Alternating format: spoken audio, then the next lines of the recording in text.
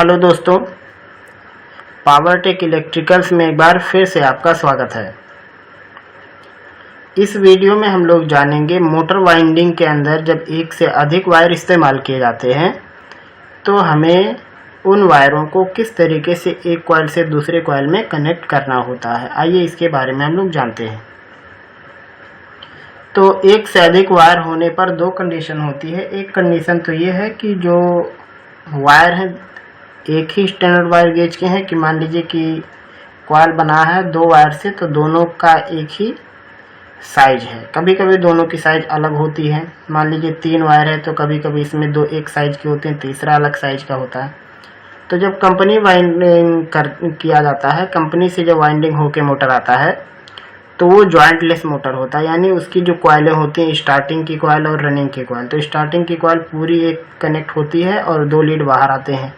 ऐसे ही running coil में भी ये काम होता है। लेकिन जब हम उसको मैनुअल वाइंडिंग करते हैं और हम जब उसको जॉइंटलेस नहीं बनाते हैं, बाद में भरने के बाद उसको हमें ज्वाइंट करना होता है, तो किस तरीके से ज्वाइंट करेंगे, आज हम इसी बात पर इसी टॉपिक पर चर्चा करेंगे। तो मान लीजिए हमारे पास एक कॉइल है और वो 2 वायर से बना हुआ है, कुछ इस तरीके से। ये 2 कॉइल हैं, हमें इन दोनों कॉइल को आपस में कनेक्ट करना है। तो जब ये कंपनी वाइंडिंग होती है तो ये आपस में ऐसे ज्वाइंट होता है, ये एक एक, यानी ये बीच में ज्वाइंटलेस होकर ऐसे निकल जाता है बाहर। लेकिन जब हम इसे मैनुअल वाइंडिंग करते हैं तो हम यहाँ पे 2 तरीका अपनाते हैं। या तो कंपनी के जैसा ज्वाइंट कर दें, तो ये एक ही कंडीशन में सक्सेस होता है। जब आपका दोनों का स्टैंडर्ड वायर गेज एक ही रहे तो आप कोई भी किसी में कनेक्ट कर सकते हैं। लेकिन जब अलग अलग रहे तब आपको अगर ज्वाइंट करना है तो इसे आपको माइक्रोमीटर से या फिर किसी भी स्केल से आपको चेक करना होगा। जैसे मान लीजिए ये आपका 19 नंबर का है और ये 20 नंबर का, ये 20 और ये 19 हो गया। ऐसे ही ये 19, 20 और ये 19 है। अब अगर आपको इन्हें कनेक्ट करना है तो आपको इसे चेक करना होगा।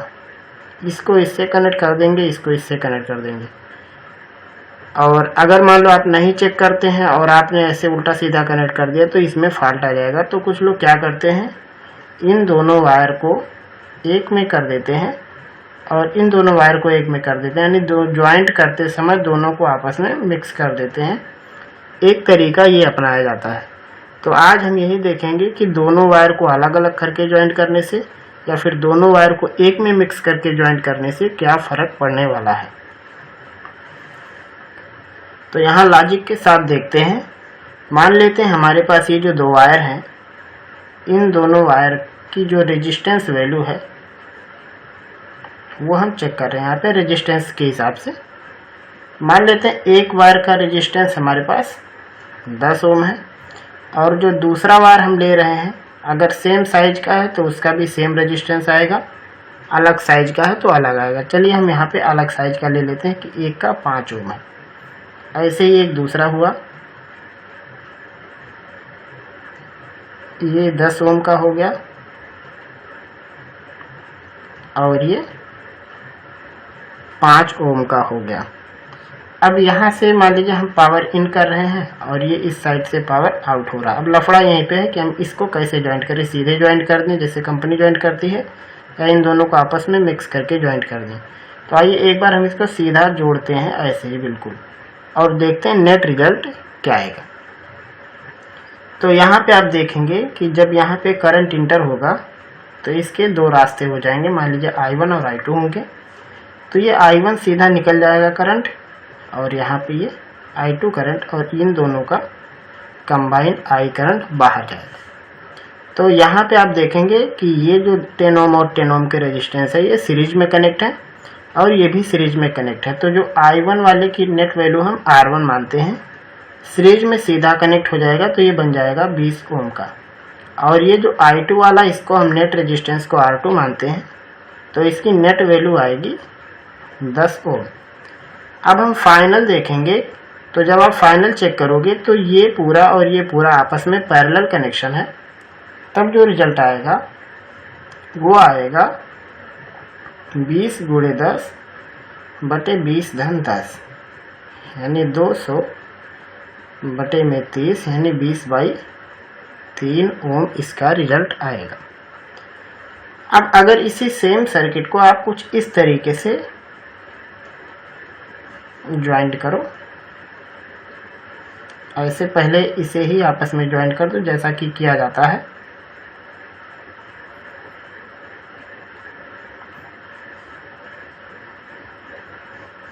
कुछ इस तरीके से, तब किस तरीके का रिजल्ट आएगा। ये हो गया आपका 10 ओम का, 5 ओम, 10 ओम और ये 5 ओम यहाँ पे। तो सबसे पहले ये जो दोनों हो जाएंगे ये पैरेलल है, तो पैरेलल है तो इनका जो रिजल्ट आएगा, चलिए हम इन दोनों के रिजल्ट को हम R1 मान लेते हैं। तो पैरेलल में आएगा 10 गुणे 5 बटे 10 धन 5, तो ये 50 बटे 15 आएगा। यानी इसको हम कह सकते हैं 10 बटे में 5 ओम लिया गया। अब अगर यहाँ से हम R2 की वैल्यू निकालेंगे तो 10 गुणे 5 बटे 10 धन 5, यानी इसका भी सेम आएगा 10 बटे 5 ओम ये आएगा। अब जो रिजल्ट है ये आपस में सीरीज में कनेक्ट हो जाएंगे, तो जो इसका फाइनल रिजल्ट आएगा वो आएगा 10 बटे 5, ये 5 है 50, 5 है 15, नीचे 3 आएगा, यहाँ भी नीचे 3 आएगा, तो 10 बटे 3 और धन 10 बटे 3, तो जो नेट रिजल्ट आएगा वो 20/3 ओम ही होगा। तो आप यहाँ पे देखें दोनों फिगर में, यही हम आपको समझाने की कोशिश कर रहे हैं कि चाहे कंपनी के जैसा ज्वाइंट आप लगाओ और चाहे एक कॉइल यहाँ पे हम बना के दिखा देते हैं कि मान लीजिए ये हमारे पास एक कॉइल बना 3 वायर का हो, 4 वायर का हो, तो चाहे आप इन तीनों को आपस में कनेक्ट कर दो ऐसे पूरा, और उसके बाद सामने से जो आपका 3 कॉइल आए उसके एक सिरे को आपस में कनेक्ट कर लो और एक सिरे को आपस में कनेक्ट करके भी अगर आप कनेक्ट कर देते हो तो भी कोई बुराई नहीं है। और अगर आप चाहो तो एक एक को आपस में कनेक्ट करके भी बना सकते हो, जैसे कि कंपनी जॉइंटलेस बनाती है। लेकिन ऐसा करने के लिए आपको उनके सेम वायर गेज से ही आपस में कनेक्ट करना होगा, गलत वायर गेज से आप उसमें कनेक्ट नहीं कर सकते। तो उसके लिए सबसे बेस्ट तरीका यही है कि आप उनको आपस में ही ज्वाइंट कर दो, जो सिरे निकले और दूसरे कॉइल के सिरे को आपस में ज्वाइंट करने के बाद ही आपस में ज्वाइंट करें। उम्मीद है कि इस वीडियो में बताई गई जानकारी आपको समझ में आई होगी। अगर आपका कोई सवाल है या कोई सुझाव है तो आप हमें कमेंट सेक्शन के जरिए ज़रूर बताएं।